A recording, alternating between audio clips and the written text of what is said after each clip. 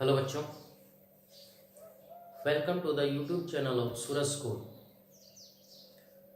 In today's video, we will discuss about electrostatic potential. हमने electric field पढ़ा है, जानते हैं उसके बारे में. इलेक्ट्रिक फील्ड के बारे में स्ट्रेंथ है कहीं भी दो चार्जेस के बीच की interaction that is given by Coulomb's law, means force of attraction or repulsion that is given by the Coulomb's law. उसी के अकॉर्डिंग एक चार्ज की वजह से, अगर किसी एक सिस्टम ऑफ चार्जेस की वजह से उसके चारों तरफ कितना फील्ड होगा, कितना फोर्स लगेगा, कितना कहां तक लगेगा, किस डायरेक्शन में लगेगा, वो हमने डिस्कस करा इलेक्ट्रिक फील्ड के अंदर. Electric field due to a system of charges, due to a system of charge. अब हम डिस्कस करते हैं उसी से आगे, what is the effect of that charge, effect of that charge on a particular point, that is the interaction with other charge, या तो force of attraction या रिपल्सन. वो इंट्रैक्शन एक अदर पैरामीटर के टर्म्स में, that is called electrostatic. Electric field की एक parameter है जिसमें हम ये मेजर करते हैं कि इलेक्ट्रिक फोर्स है वो कितना है, किस डायरेक्शन के अंदर है. एक अदर पैरामीटर है जहां पे इफेक्ट फाइंड आउट करेंगे चार्ज का, दैट इज इलेक्ट्रिक पोटेंशियल. एक दो चार्ज की इंट्रैक्शन है, एक दूसरा पैरामीटर. ये इंट्रैक्शन ऑफ टू चार्जेस है, interaction of A charge body है, इंट्रैक्शन ऑफ इलेक्ट्रोस्टैटिक्स है. मतलब मेन जो इलेक्ट्रोस्टैटिक्स का जो यूनिट है उसके अंदर क्या क्या चीजें हम चार्ज के बारे में पढ़ते हैं, वो अलग अलग पैरामीटर्स के टर्म्स में, जैसे फोर्स के पैरामीटर्स के टर्म्स में. इलेक्ट्रिक फील्ड से फोर्स होने charge, that is the electric field. Strength of the electric field, चारों तरफ कितना रीजन है, कहाँ रीजन है, किस रीजन में कितना फोर्स लगेगा. एक अदर पैरामीटर है that is the electric potential effect of charge. Other parameter दो चार्जेस के बीच के इंट्रैक्शन का पैरामीटर है that is electrostatic potential energy. ये अलग अलग पैरामीटर्स के टर्म्स में हम डिस्कस करते हैं. हमारा अगला पैरामीटर है that is electrostatic potential. Electrostatic potential क्या होगी, किसी भी सिस्टम ऑफ चार्ज की, किसी भी पॉइंट चार्ज की भी कह सकते हैं. In terms of work done, it is the amount of work done in moving any charge, amount of work done in moving any test charge या in moving a test charge. Test charge को move करवाएंगे, वो work done कितना होगा. उस test charge की value आपको पता है, +1 कूलम लेते हैं. उस टेस्ट चार्ज को अगर कहीं भी एक प्लेस से हमने मान लिया दूसरे प्लेस तक मूव करवाया, तो what will be the change in work done, what will be the effect of that charge on that test charge, that is the potential at a particular point. Test charge between two points, और उन दो points के बीच की जो potential है that is the electrostatic या electrostatics ज्यादा बढ़िया रहेगा, electrostatic potential difference between two points.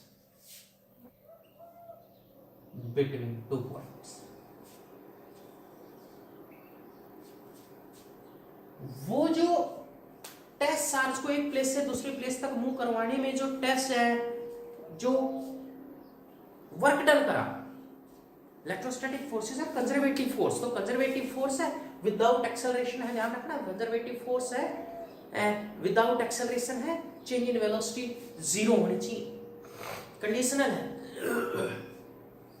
Potential difference by between two points, that is the potential difference between two point.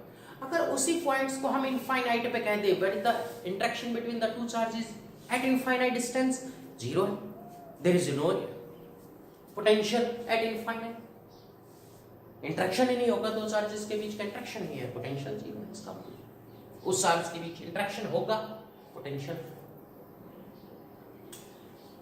Then if we take a charge here, a charge system है that is positive plus Q ले लेते हैं, plus Q. इसके चारों तरफ हमने ये point, ये टेस्ट चार्ज लिया +1 कूलम, चारों तरफ कहीं भी किसी भी रीजन के अंदर, इसको एक प्ले पॉइंट से दूसरे पॉइंट तक मूव करवाया A to B, इधर मूव करवाएंगे, उधर मूव करवाएंगे, किसी भी डिस्टेंस पे, किसी भी साइड के अंदर मूव करवाएंगे, या तो फोर्स ऑफ अट्रैक्शन या फोर्स ऑफ रिपल्सन हो, तो ऑब्वियस सी बात है प्लस प्लस रिपेल करेंगे, इलेक्ट्रिक फील्ड की डायरेक्शन है, फोर्स की डायरेक्शन इन दोनों चार्जेस के बीच। तो ये जो वर्क डन आएगा, work done by the conservative force, electrostatic force are conservative force A to B in moving the charges, that is the potential. Condition है टेस्ट चार्ज, टेस्ट चार्ज है इसलिए पोटेंशियल, क्योंकि पोटेंशियल का general formula भी आप पढ़ते थे 10th class के अंदर भी पढ़ा था, that is the work upon charge. अगर चार्ज की वैल्यू में +1 कूलम रख दो तो V is equal to W, means potential is always equal to work done in moving the test charge किसी भी दो पॉइंट्स के बीच की। अगर इसी को यहां से इनफाइनाइट डिस्टेंस पे लेके चला जाऊं तो इनफाइनाइट डिस्टेंस पे पोटेंशियल जीरो, इस पॉइंट पे पोटेंशियल आ जाएगा। इनफाइनाइट से इस पॉइंट के लिए लेके आऊं, इनफाइनाइट से इस पॉइंट के ऊपर लेके आऊं, इनफाइनाइट की पोटेंशियल, ये पोटेंशियल, दोनों का डिफरेंस करोगे, final potential minus initial potential करते हैं, फाइनल पोटेंशियल हम ए के ऊपर लाए हैं इनफाइनाइट से, तो वी ए की पोटेंशियल, इनफाइनाइट की पोटेंशियल, इनफाइनाइट की पोटेंशियल जीरो है, ए पे पोटेंशियल आ जाएगा।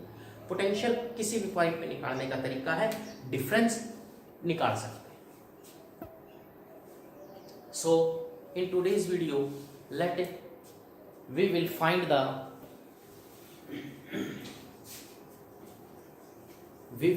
the potential, electrostatic potential due to a point charge. How we will calculate the potential due to a point charge at any point. Consider a point charge plus q placed at point O. Let we have to calculate electrostatic potential at a point P where it is at the distance r from the charge particle. इस point के ऊपर हम potential निकालना चाह रहे हैं। अब एक पॉइंट पे पोटेंशियल निकालना चाह रहे हैं, हम कंसीडर करते हैं कि इनिशियली तो +1 कूलम है, that is placed at infinite, infinite से इधर लेके आए, पाथ इंडिपेंडेंट है, कंजर्वेटिव फोर्स से पाथ इंडिपेंडेंट होता है, पाथ इंडिपेंडेंट का मतलब पाथ पे डिपेंड नहीं करता, आप कहीं भी मूव करवा के ले आओ, कंजर्वेटिव फोर्स। जब इनफाइनाइट से इस पॉइंट के ऊपर मूव करवा के ला रहे थे टेस्ट चार्ज को, then we have considered any two points between the infinite and point P where we have find out the electrostatic potential, where the point A has the distance x and this small distance between the point A and B, that is the infinitely small move करवाया कहीं भी, क्योंकि variable force होगा, जैसे क्योंकि infinite पे force zero, जैसे जैसे इधर आएंगे force of attraction, force of repulsion बढ़ता जाएगा, इलेक्ट्रोस्टैटिक फोर्स, इलेक्ट्रिक फील्ड की डायरेक्शन ये है, प्लस प्लस क्या करेंगे रिपेल, इलेक्ट्रिक फील्ड की डायरेक्शन एंड फोर्स की डायरेक्शन, जैसे जैसे इधर आएंगे फोर्स की वैल्यू बढ़ जाएगी, वेरिएबल फोर्स है, वेरिएबल फोर्स है, हम वर्क डन निकालेंगे bye the conservative force by the integration method. Then this small amount of work done, we will find the small amount of work done in moving the test charge from A to B, that will be equal to, आपको पता है work done का formula by the conservative force F dot dr, या dx distance मानी है, dx कर small infinite distance, infinitely small distance, that is dx।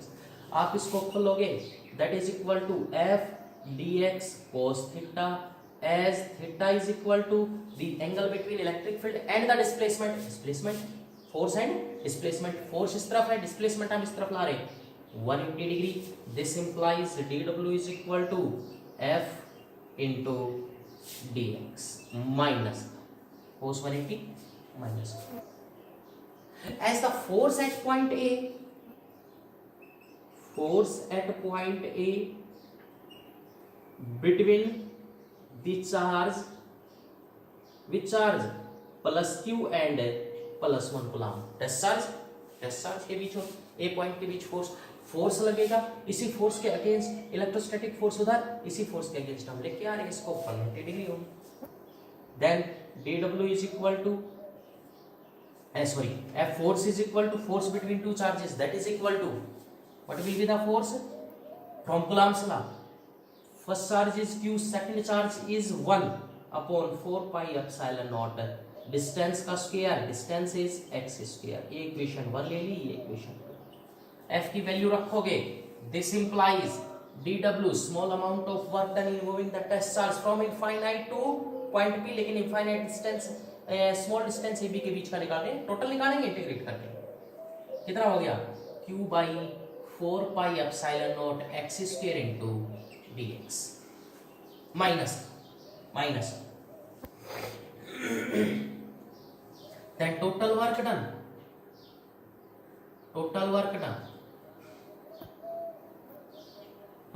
Done कहां से कहां तक? In moving the test charge. अगर आपके पास एक total work done W is equal to infinite के ऊपर वर्क डन 0, कोई इलेक्ट्रोस्टैटिक पोटेंशियल नहीं। जब W 0 है, ऐसे मान लो if R is equal to infinite W is equal to 0, condition है, लिमिट है।